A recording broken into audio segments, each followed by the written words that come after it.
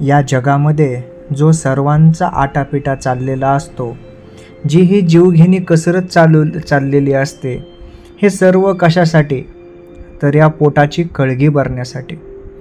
रोज प्रत्येकजण भाकरीचा चंद्र शोधत भटकत असतो. कारण हे सर्व ह्या जिवंत राहण्यासाठी, हे जीवन जगण्यासाठी, सुसह्यपणे जगण्यासाठी पोट भरावंच लागतं.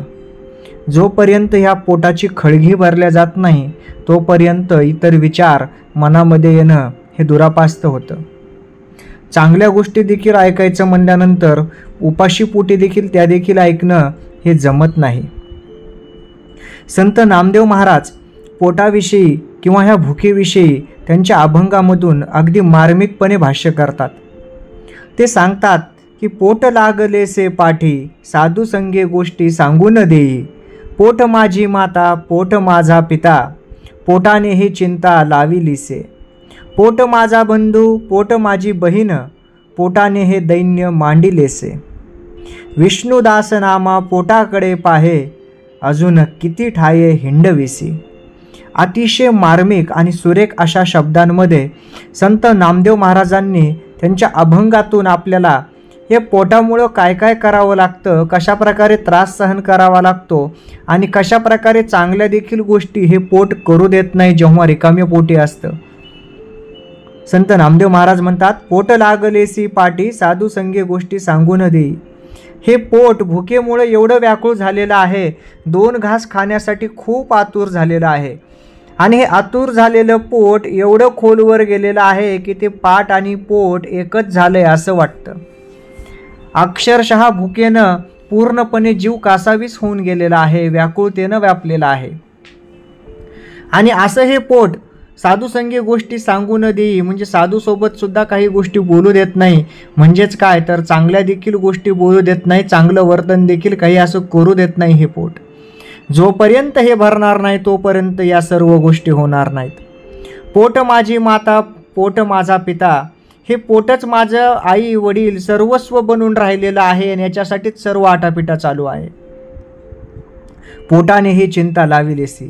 आणि ही चिंता कोणी लावलेली? सर्व हे आयुष्य जगताना करावयाचे श्रम असतील किंवा हा त्रास असेल तर केवळ या टिचभर पोटाला भरण्यासाठीची हा उहापोह लावलेला आहे. पोट माझा बंधू, पोट माझी बहीण, इतर जबाबदाऱ्या जरी सोडल्या तरी देखील ह्या पोटाची खळगी भरण्यासाठी ही नवी जबाबदारी येऊन पडते. आणि हे पोट आपलं बनूनच राहतं. पोटाने हे दैन्य मांडिलेसे. ही दुर्दशा असेल, ही दुरावस्था असेल, हे कोणामुळे झालेली आहे? तर या पोटामुळे झालेली आहे.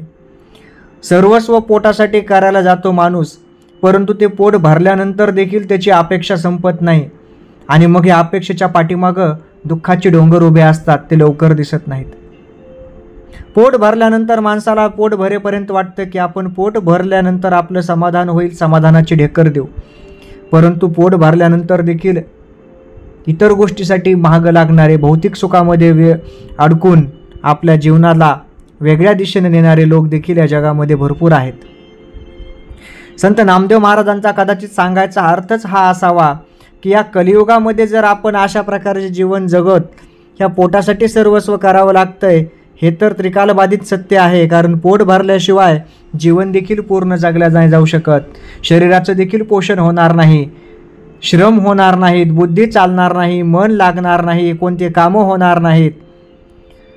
परंतु हे पोट भरल्यानंतरची जी माणसाची हाव आहे ती कुठेतरी थांबली पाहिजे.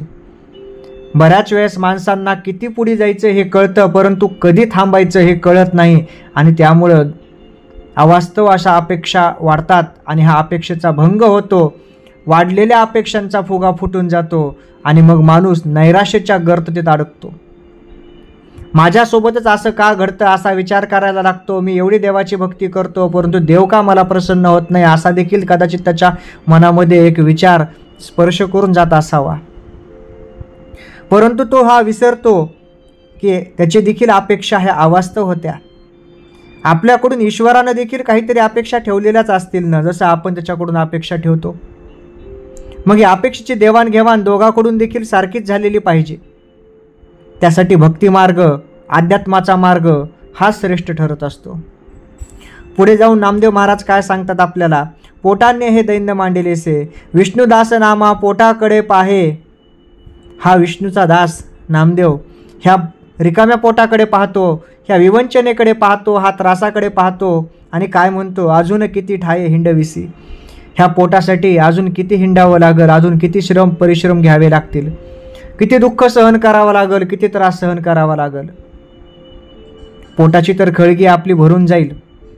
सध्याच्या काळामध्ये पोट भरण्यासाठी विशेष असं काही जास्त लागतही नाही, परंतु ज्या वाढलेल्या अनावश्यक, असंस्कृत, अवास्तव परिस्थितीला न धरून असलेल्या ज्या अपेक्षा आहेत, ह्या अपेक्षांवर कुठंतरी माणसांनी नियंत्रण ठेवायला पाहिजे, तरच त्याचं दुःखाचं ओझं कमी होईल. जे आहे ते भरपूर आहे असं जरी मानण्यात आलं तरी देखील जे प्राप्त करायचं आहे त्यासाठी परिश्रम जरूर करावेत, परंतु हे परिश्रम देखील किती प्रमाणात चाललेले आहेत. हे परिश्रम करताना आपण निसर्गाचा गळा तर घोटत नाहीत, इतर गोष्टींच्या अवास्तव अपेक्षेसाठी आपण इतरांचा तर गळा घोटत नाहीत, इतरांच्या अपेक्षेचा भंग तर करत नाहीत, इतरांना लोबाडत तर नाहीत, त्यांच्या हक्काचं तरी आपण हिरावून घेतो का, याचा खरंच प्रत्येकानं सारासार विचार करावा. ज्या क्षणी आपलं मन, आपलं चित्त आपल्याला उत्तर देईल की या सर्व गोष्टी आपण चांगल्या मार्गाने केलेल्या आहेत, त्या क्षणाला पोटही भरल आणि मनही भरल आणि माणूस म्हणून जीवनाचं सार्थक ठरेल. जय जय रामकृष्ण हरी.